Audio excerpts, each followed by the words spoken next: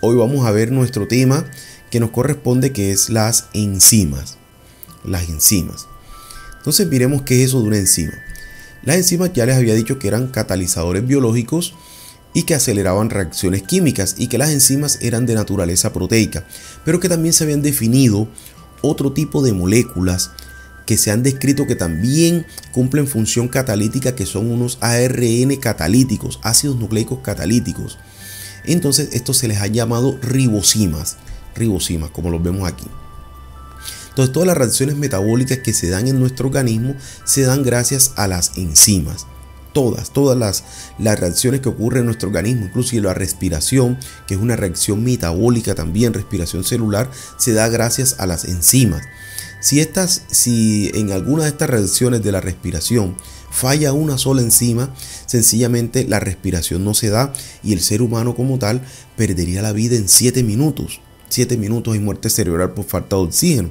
Entonces, fíjense la importancia de la actividad enzimática. Aquí nosotros estamos viendo una enzima. Esta es la enzima. Estos son los sustratos, que son las moléculas sobre las cuales ella va a actuar. Y aquí tenemos el complejo enzima-sustrato. Cuando la enzima se une con el sustrato, eso se llama complejo enzima-sustrato.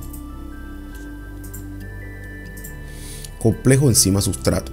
Y luego tenemos los productos. Nosotros que estamos viendo aquí, estamos viendo una reacción de tipo A más B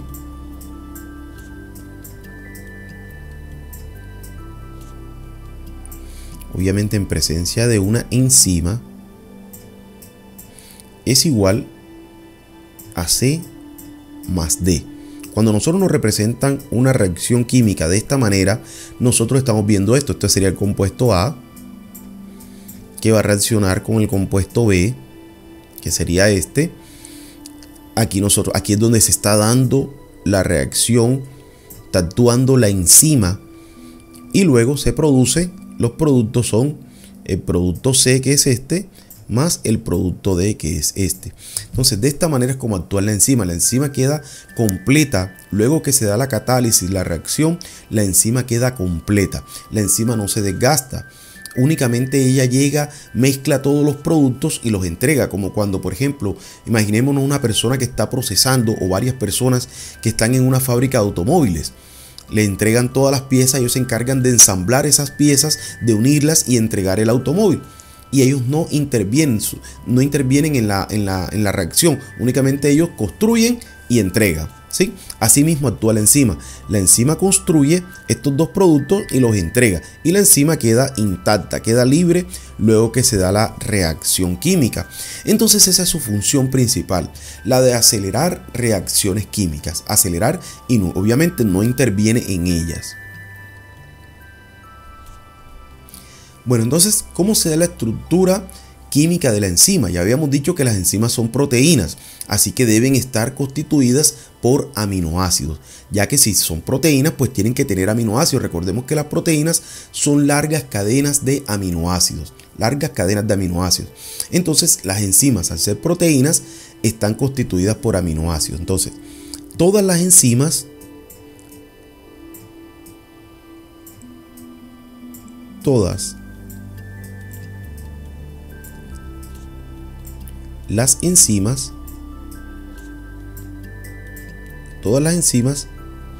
son proteínas. Todas las enzimas son proteínas, ojo con eso. Pero no todas las proteínas son enzimas, ¿sí? Entonces las proteínas son un grupo grande. Todo esto es proteína. Y solo este pedacito son las enzimas. Entonces las enzimas están dentro de este grupo que son las proteínas, pero no todas las proteínas tienen actividad enzimática. Hay proteínas que tienen otro tipo de funciones, como las que vimos al inicio y en la clase anterior, que hablamos todo acerca de las proteínas. Entonces la enzima tiene un cuerpo que está constituido por aminoácidos estructurales, que son los que le dan la forma y son los que le dan la rigidez, la característica importante que tiene la enzima, tiene su estructura. Recordemos que las proteínas tienen una estructura primaria, secundaria, terciaria, cuaternaria e incluso una estructura quinaria. Las enzimas también tienen un cuerpo constituido por aminoácidos estructurales que son los que constituyen el cuerpo de la enzima. Y tienen un sitio o centro activo que es el lugar donde se da la acción catalítica y es un lugar de alta energía. Por ejemplo, vamos a suponer que esta es una enzima. Yo les voy a dibujar aquí algo, una representación, obviamente.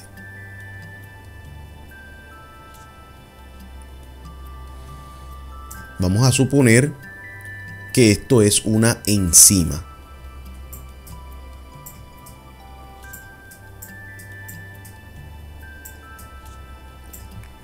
Esta es una enzima. Entonces, las enzimas tienen un cuerpo constituido por aminoácidos, es una fracción proteica importante. Y este lugar que está representado aquí como con unos dientecitos, es el sitio o centro activo. Ese es un sitio de alta energía porque ahí es donde se da la función catalítica. Ahí es donde la enzima se une con el sustrato para cumplir la función catalítica, la catálisis enzimática. Entonces, ¿cómo se da esa catálisis enzimática? Primero, la enzima se debe unir con un sustrato compatible con ella, porque eso es una característica que tienen las enzimas, la alta especificidad de ellas. Ellas son muy específicas. Si la enzima dice, o su nombre es una lipasa, ella únicamente va a actuar sobre lípidos, no va a actuar sobre ninguna otra molécula, únicamente va a actuar sobre unos lípidos. O si por ejemplo es una proteasa, únicamente va a actuar sobre proteínas. Así en el lugar donde ella se encuentre existan una cantidad de macromoléculas, de biomoléculas, y únicamente va a actuar contra la molécula que ella está diseñada. Entonces vamos a suponer que esto es una lipasa.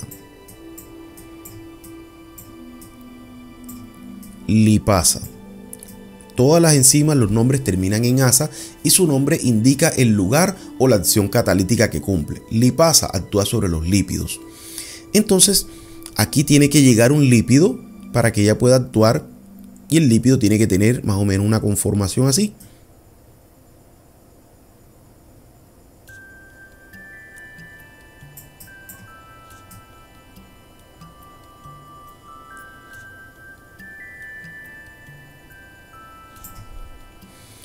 Listo, entonces si ustedes miran esta estructura, el lípido encaja perfectamente con la enzima.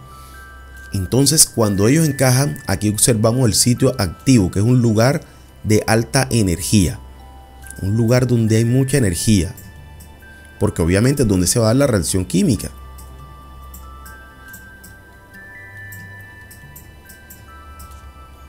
Lugar de alta energía. Entonces, ¿qué ocurre aquí? Si ustedes ven la actividad enzimática, la enzima encaja perfectamente con el sustrato. Y aquí estamos adelantándonos ya un poco a una teoría de la catálisis enzimática que se conoce como la llave y la cerradura. Entonces, que esta teoría nos dice que la enzima encaja perfectamente con el sustrato como una llave y una cerradura. Usted sabe, cuando usted va a ingresar a su casa, usted tiene una llave que es la que abre la cerradura de la puerta. Usted no puede abrir esa cerradura de la puerta con la llave, por ejemplo, de su habitación o de cualquier otra cerradura, sino únicamente es específica esa llave para una sola cerradura. Entonces, asimismo, se ha demostrado y existe una teoría de que es la actividad enzimática se da de esa manera como actúa una llave y una cerradura.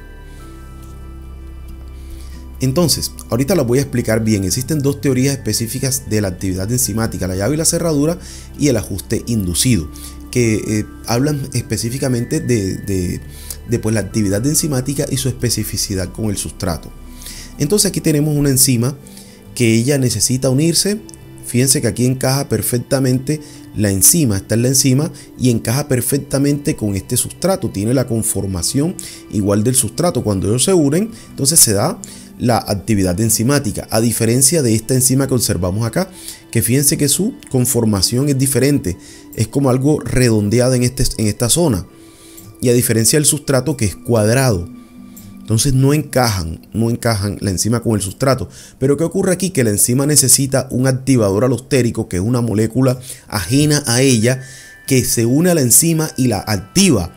la activa para que ella cambie su conformación y entonces ya pueda cambiar el sitio activo y se torne de la misma forma que la enzima, pueda encajar con ella y se pueda dar la catálisis enzimática o la reacción enzimática. Bueno, entonces las enzimas, ellas como son proteínas, están compuestas por dos fracciones importantes, que son la apoenzima, que es la fracción compuesta por aminoácidos. O sea que la apoenzima es la fracción proteica, porque es la fracción compuesta por aminoácidos.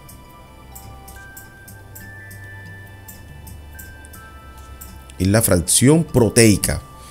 Y la otra es la coenzima o cofactor. Entonces, esta coenzima o cofactor es un grupo prostético. Grupo prostético quiere decir grupo no proteico que hace parte también de la enzima. Y entonces puede ser una coenzima o un cofactor. Una coenzima o un cofactor. Si es orgánico, como por ejemplo una vitamina, las vitaminas son compuestos orgánicos, compuestos del carbono.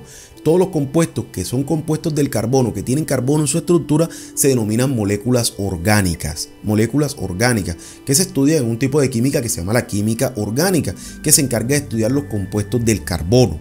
Entonces, si a la enzima, ella se encuentra unida a un compuesto orgánico, como por ejemplo una vitamina, la vitamina B, vitamina B6, cualquiera de las vitaminas, entonces se va a llamar coenzima. Coenzima. Que la enzima necesita una coenzima para actuar. Pero si por el contrario a la enzima se le encuentra unida una molécula inorgánica, las moléculas inorgánicas son todos los elementos que encontramos en la tabla periódica o compuestos simples que no tienen carbono, entonces a esto se le va a llamar cofactor.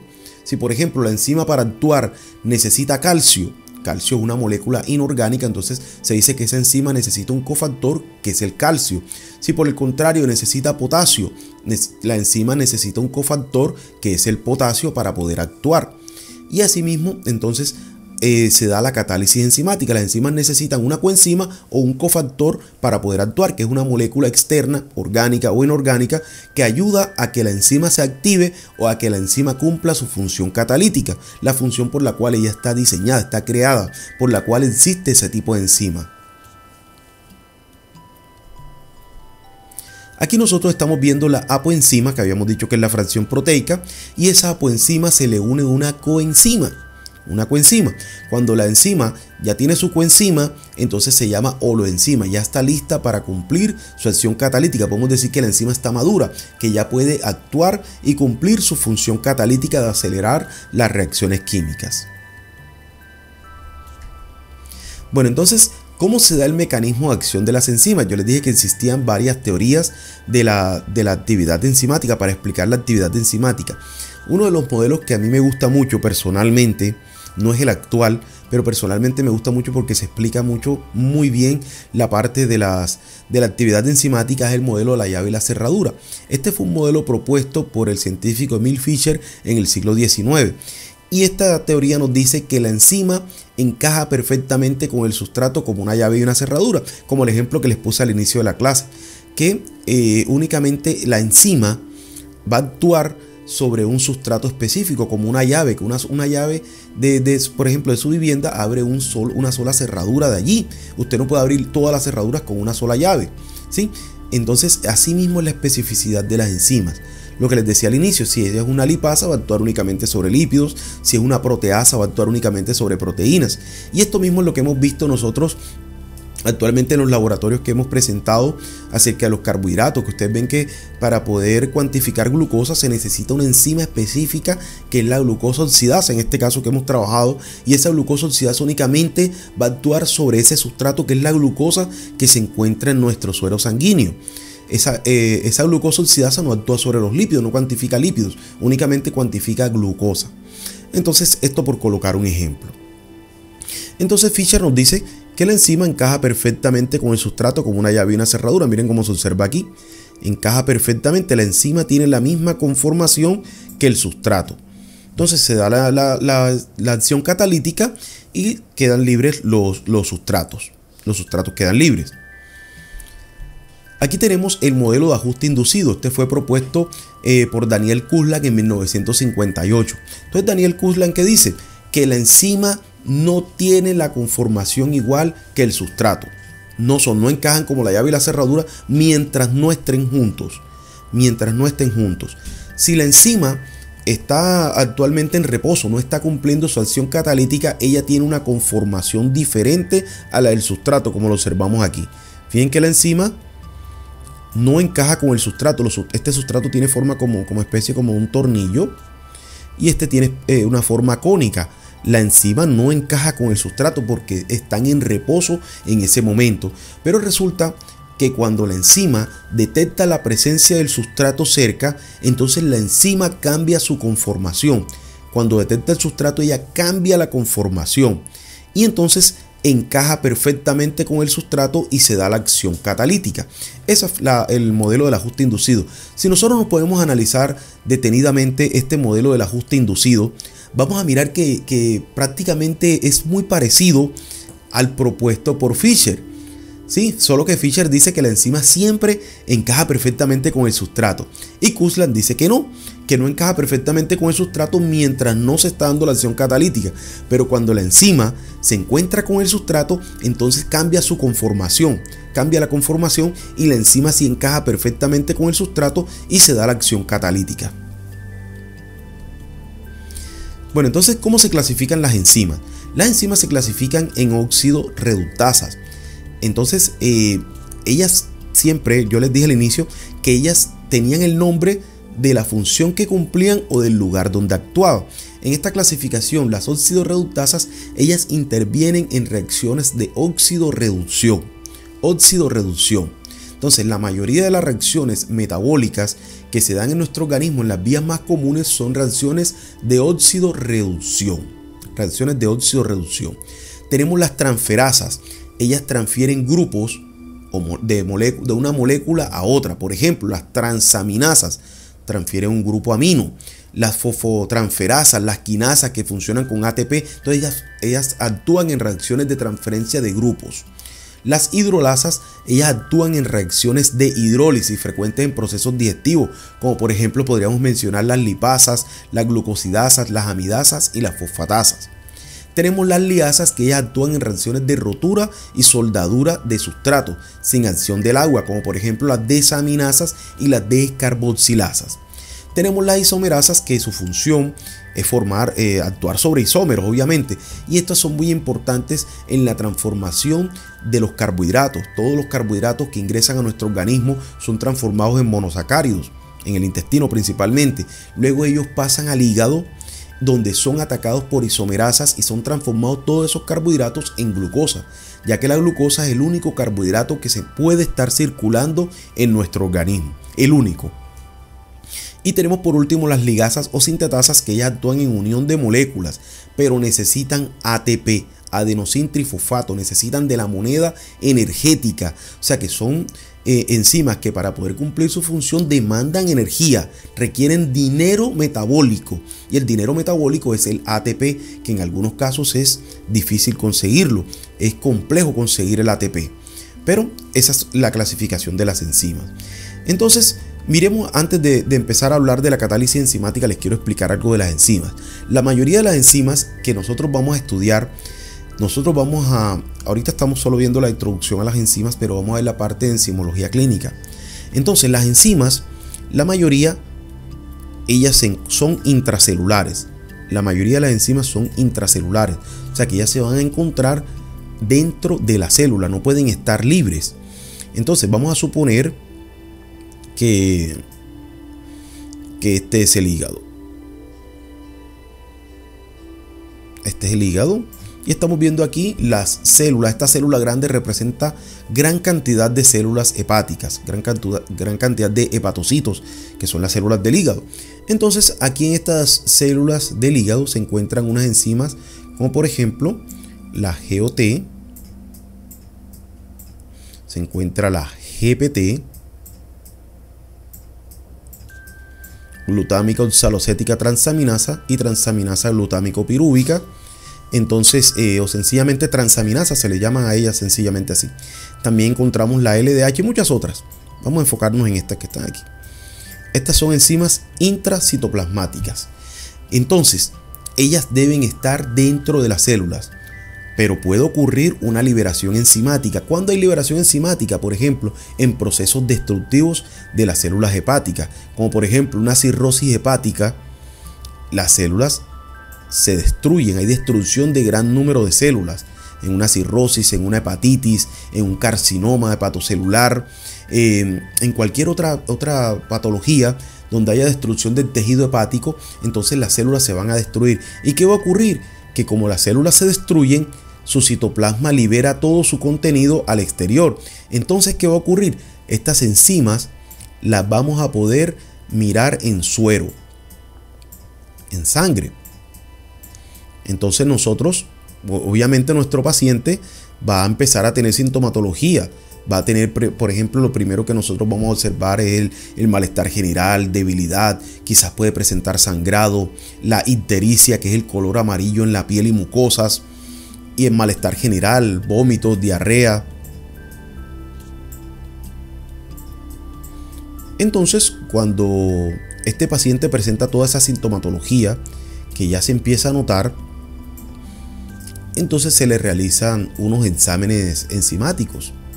El médico ordena unos exámenes enzimáticos, hemogramas, que siempre debemos enviarle un hemograma a nuestros pacientes, solicitarlo, porque es un examen que nos muestra generalmente cómo está el estado de salud de nuestro paciente. Un hemograma, un parcial de orina, y le podemos, si sospechamos, vemos la ictericia, enseguida debemos mandar unas bilirrubinas, que son unas moléculas también que nos van a actuar, nos van a verificar cómo está la función del hígado, y mandamos estas enzimas principalmente. Podemos mandar otras más, pero vamos a enfocarnos en estas por la explicación. La próxima clase hablaremos del perfil hepático completo. Entonces, como hay destrucción de estas células, entonces estas enzimas se liberan. ¿Y qué ocurre si ellas se liberan? En sangre van a estar elevadas. Estas enzimas están elevadísimas en sangre, y entonces estas enzimas, la correlación que se realiza es un daño hepático. Ya luego vienen otros estudios, una ecografía, una biopsia si es necesario, dependiendo el cuadro clínico que presente nuestro paciente.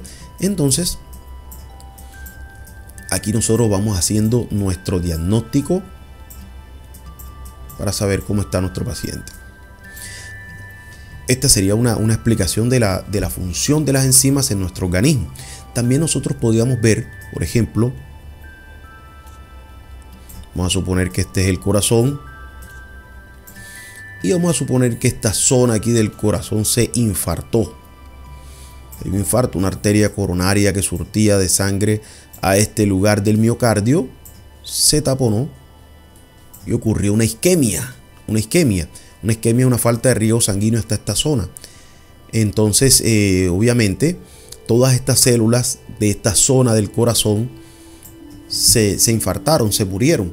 El infarto es la muerte de parte del tejido. Se muere el tejido. Entonces esas células musculares que estaban allí mueren. Y esas células también liberan unas enzimas. Obviamente en su citoplasma tienen unas enzimas intracitoplasmáticas que también se encuentran aquí. Entonces tenemos, por ejemplo, que ellas tienen una enzima que se llama la CK total o creatina quinasa total, y también hay otra que se llama la CKMB, que esta es específica del miocardio. Entonces estas son las famosas enzimas cardíacas. Entonces esto es lo que nosotros le debemos realizar a nuestro paciente apenas nos llega con el dolor precordial, dolor en el pecho que irradia brazo izquierdo. Enseguida nosotros sospechamos que nuestro paciente está infartado, está desorientado. En algunos casos nos va a llegar tan desorientado, en un estado, quizás ya llegando a un estado de coma con dificultad respiratoria. Entonces ese paciente directo va a UCI. Y obviamente enseguida se le deben tomar muestras para enzimas cardíacas e ir preparando el electrocardiograma también, porque hay que hacer la correlación entre las dos cosas. El electrocardiograma y las enzimas cardíacas, que son estas, están aquí, que se liberan cuando hay el infarto al miocardio. Entonces también hay otra enzimita que podemos hacer, que es una de acá también, que es la LDH, que es una enzima que se encuentra en todos los tejidos, y por estar en todos los tejidos nos indica un daño celular.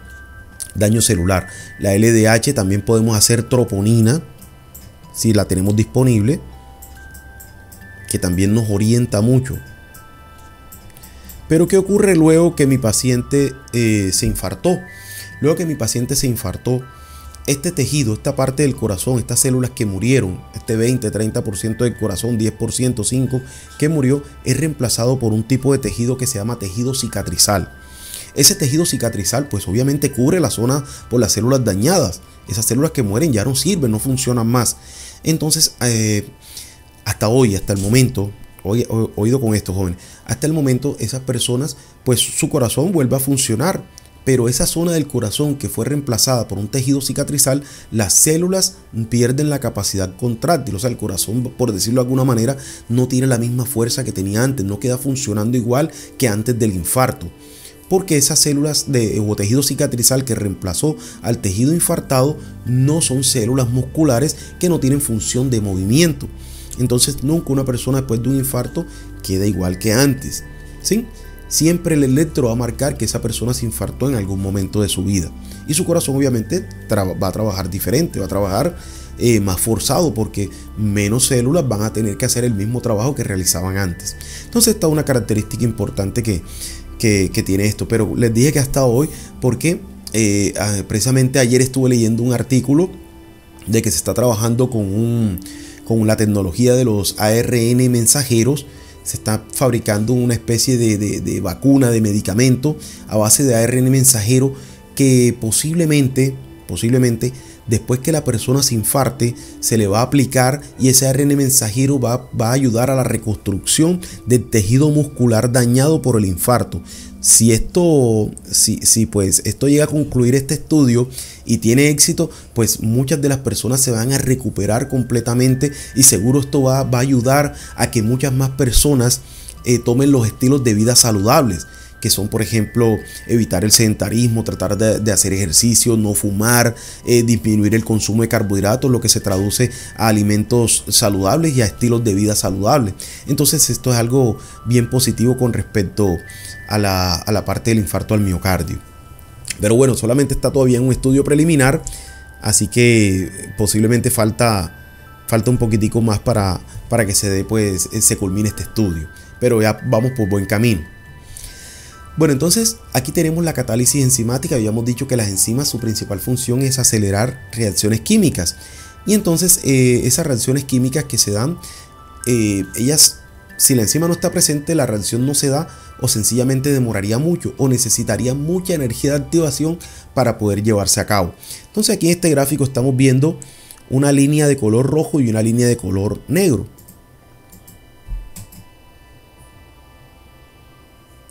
Entonces la línea de color negro nos está mostrando la reacción con enzima. Entonces fíjense que esta curvita que está aquí es la energía de activación. En este caso, como tiene enzima, necesita poca energía de activación.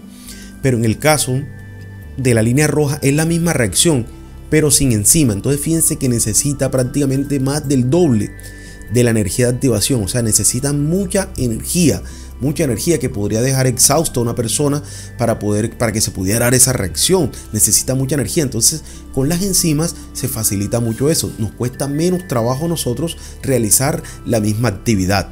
Esa es la función de las enzimas: facilitar las reacciones químicas, acelerarlas con menos energía de activación y con menos tiempo de espera.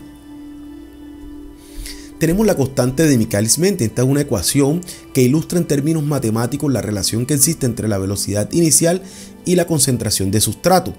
Entonces, la constante de Michaelis-Menten es la concentración de sustrato, a la cual la velocidad inicial es la mitad de la velocidad alcanzable a una concentración particular de la enzima. Ya les voy a explicar esto en un gráfico.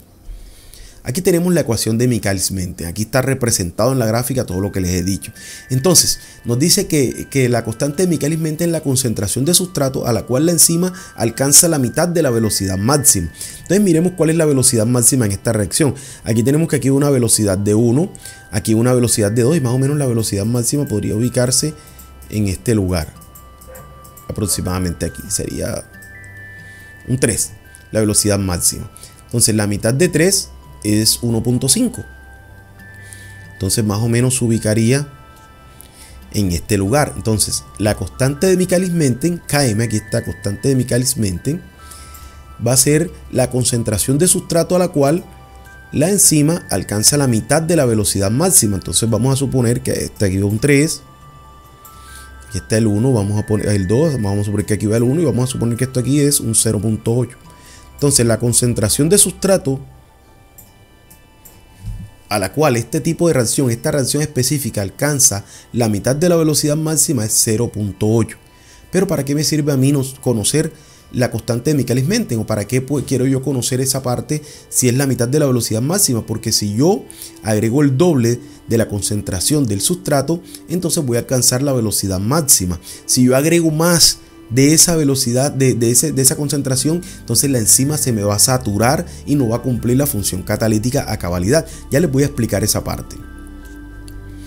Entonces, ¿cuáles son los efectos los efectos adversos, los efectos modificables para poder hacer la actividad enzimática? Entonces tenemos que el pH afecta mucho la actividad enzimática.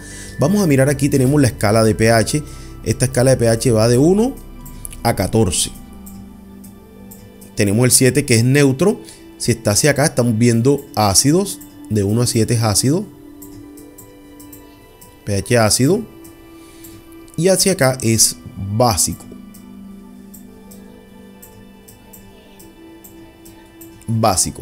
Entonces, vamos a suponer que estamos viendo unas lipasas, unas proteasas que actúen en el estómago. En el estómago el pH es ácido por el ácido gástrico, entonces las enzimas van a tener un pH óptimo de aproximadamente 3. Para poder actuar necesitan actuar en pH ácido. Pero ¿qué sucede si yo me consumo muchos inhibidores de la bomba de protones? Como son por ejemplo los antiácidos, omeprazol, cualquiera por el estilo. Entonces, ¿qué sucede? Que ellos van a modificar el pH del estómago, lo van a bajar el pH. Entonces, al bajar el pH, la actividad enzimática va a disminuir. Entonces esa enzima no va a poder digerir bien los alimentos o cumplir su función. Adicionalmente, eso en la parte digestiva. Adicionalmente, la parte defensiva. El pH ácido del estómago es un mecanismo de defensa de nuestro organismo también. ¿Para qué sirve ese mecanismo de defensa? Porque nosotros a veces con los alimentos consumimos sustancias que son dañinas. Sustancias, por ejemplo, consumimos alimentos que vienen contaminados con bacterias, virus, hongos, parásitos, y todos ellos cuando se mezclan con el ácido gástrico del estómago se mueren, se destruyen, los inactivan. Entonces, si nosotros consumimos alimentos y estamos tomando antiácido, ese alimento viene contaminado, entonces le estamos quitando la capacidad bactericida o germicida que tiene ese ácido gástrico del estómago. Están ingresando con mayor facilidad algunos microorganismos a causarnos daño en el organismo. Entonces se recomienda únicamente utilizar por el tiempo que sea necesario ese tipo de medicamentos, por el tiempo que sea necesario. Si se recomiendan por un mes, 2 meses, 3 meses, pero no un año. Yo he visto pacientes que a veces están tomando, llevan 4 años tomando inhibidor de la bomba de protones. Y entonces, resulta que después que se le ordenan otros estudios, en realidad no tienen ni gastritis, eran unos cálculos en la vesícula biliar, era otra cosa lo que tenían. Entonces hay que hacer muchos estudios para poder verificar qué es lo que tiene mi paciente. Si yo quiero ver que si es una gastritis, una úlcera, hay que ordenarle una endoscopia. Si no es gastritis, entonces hay que hacer una ecografía abdominal para verificar qué es lo que está ocasionando. Pueden ser cálculos en la vesícula, es muy común. Y a veces todos estos problemas de cálculos en la vesícula son tratados erróneamente como problemas de gastritis. Por colocar un ejemplo. Bueno, aquí también tenemos el efecto de la temperatura. Las enzimas tienen una temperatura óptima en la que ellas actúan. Generalmente son los 37 grados Celsius, que es la temperatura corporal. Entonces ellas van a actuar a 37 grados Celsius. Si la temperatura aumenta, como por ejemplo una fiebre, una hipertermia, que la fiebre aumenta, entonces la actividad enzimática disminuye drásticamente. Y si la temperatura baja, como en los casos de hipotermia, también disminuye, pero la curva es mucho más amplia que con la elevación de la temperatura. El calor inhibe muy rápidamente la actividad enzimática, entonces el calor va a ser mucho más peligroso para detener toda la actividad enzimática. Toda la actividad enzimática se detiene. Imagínense ustedes si la temperatura se le deja aumentar al paciente y se detienen todas las reacciones enzimáticas. Por ejemplo, la respiración, que son un conjunto de 10 reacciones enzimáticas. Se detiene la respiración, el paciente se muere. se muere rápidamente, y por eso es que nosotros no debemos cuidar mucho, sobre todo a los niños, que no se les suba la fiebre, controlarles la fiebre, ¿sí? Siempre verificar si le están dando el analgésico, verificar cada media hora, cada 15 minutos, dependiendo la temperatura que tenga, para verificar cómo ha evolucionado, si está evolucionando o no, y si no evoluciona y la temperatura por el contrario sigue aumentando, utilizar métodos físicos para bajar la fiebre, como son pañitos de agua, e incluso cuando ya la fiebre está muy elevada, que va a superar, bañarlo, no dejar que la temperatura le aumente a los 40, 41, porque puede convulsionar, y luego de una convulsión puede quedar con efectos secundarios. Entonces es mejor que se resfríe, que se ponga un poquitico malito en el momento, pero eso no va a ocasionar que el niño convulsione. Por el contrario, usted lo va a ayudar a que la fiebre le baje. Bueno, ¿cómo se puede dar también la inhibición enzimática? Puede ser por un inhibidor enzimático, cuando una sustancia inhibidora compite por el sustrato más que por que unirse por la enzima. Ya les voy a explicar esto con un gráfico. Tenemos inhibidor alostérico, que es una molécula ajena a la enzima que se une a ella y ya cambia su conformación y no se da la acción catalítica, no encaja perfectamente con el sustrato. Y el otro mecanismo es por feedback, cuando la cantidad de sustrato supera el límite metabólico necesario. Entonces ya les voy a mostrar con una grafiquita. Aquí tenemos la enzima y el sustrato. Tenemos la enzima y los sustratos son estos. Pero yo le agrego un inhibidor en mayor cantidad. Por ejemplo, si yo tengo 50 gramos del sustrato aquí y yo le agrego 500 gramos del inhibidor, la enzima va a tener mayor probabilidad que se una con el inhibidor que con el sustrato. Esto para yo evitar la inhibición enzimática. Esto por colocar un ejemplo, jóvenes. Aquí tenemos la inhibición alostérica, y la inhibición alostérica consiste en que una molécula ajena a la enzima que yo le agrego, ella se va a unir con la enzima para que ella cambie su conformación. Fíjense que aquí la enzima encaja perfectamente con el sustrato, pero luego que el inhibidor alostérico se une, la enzima cambia su conformación y ya no es afín con el sustrato, no se puede unir con él. Y esto es lo que se conoce como inhibición alostérica. La inhibición por saturación es cuando la cantidad de sustrato es muy elevada y entonces la actividad enzimática se disminuye porque altera la capacidad metabólica de la enzima. Si, por ejemplo, imagínense que hay 10 gramitos de enzima y yo agrego 1 kilogramo de sustrato, obviamente la enzima se satura, hay mucha cantidad de sustrato y les toca trabajar mucho. La reacción se va a dar pero muy lentamente, o sencillamente se va a frenar porque supera el límite metabólico enzimático. Bueno, ¿cuáles son los factores que afectan la actividad enzimática? Aquí tenemos en una tablita y otra definición que algunas enzimas son sintetizadas en nuestro organismo en forma de zimógenos o proenzimas. Y estas son enzimas que se sintetizan en forma inactiva. Los zimógenos o proenzimas son sustancias o enzimas inactivas. Se producen inactivas en nuestro organismo y luego se activan por la acción de otras moléculas u otras enzimas. Tenemos algunos ejemplos aquí. Por ejemplo, el páncreas produce la quimotripsinógeno, que se va a transformar en quimotripsina. El estómago produce el pepsinógeno, que se va a transformar en pepsina. El páncreas produce tripsinógeno, que se va a transformar en tripsina. El páncreas también produce la procarboxipeptidasa, que se va a transformar en carboxipeptidasa. El páncreas produce prolactasa, que se transforma en elastasa, que es la forma activa. Aquí tenemos todas las formas activas. Enfoquémonos en una solita. Vamos a enfocarnos en esta para explicar la parte de por qué se producen de manera inactiva o en forma de zimógeno. Entonces el páncreas produce el tripsinógeno. El páncreas entonces el páncreas es un órgano muy importante. Vamos a suponer que este es el páncreas. Entonces él produce este tripsinógeno. Este tripsinógeno él lo vierte en el intestino. En el intestino él se mezcla con el quimoácido y el quimoácido lo activa y entonces él empieza a funcionar ahí. Este tripsinógeno es una proteasa, él actúa sobre las proteínas y entonces este tripsinógeno empieza a degradar todas las proteínas que consumimos. Ustedes se imaginan si el páncreas empezara a liberar ese tripsinógeno activo. Entonces empezaría a perforar todos los conductos por donde él va pasando. Empezaría a digerir los propios tejidos. y se empezarían a dañar nuestros propios tejidos. Por eso se liberan de manera inactiva. Esto mismo es lo que ocurre cuando un paciente tiene pancreatitis. La pancreatitis es una patología muy peligrosa y difícilmente una persona se salva de una pancreatitis, porque el páncreas empieza a cumplir su función de manera desorganizada, empieza a liberar enzimas activas y empiezan a perforar las vísceras, porque todos los conductos de nuestro cuerpo, nuestros tejidos, nuestra piel es proteína. Es proteína. Entonces ustedes me preguntarán, profe, pero ¿por qué entonces no, cuando el intestino no se digiere? No se daña el intestino si es vertido al intestino y ahí se activa. Precisamente porque el intestino es un tejido especializado que él contiene tiene sus células recubiertas por una mucosa, por moco.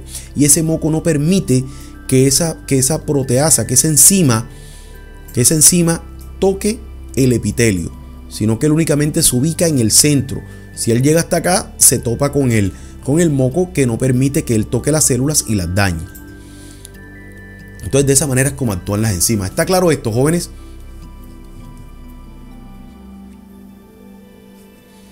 Listo, bueno. Entonces vamos a abrir el espacio de preguntas.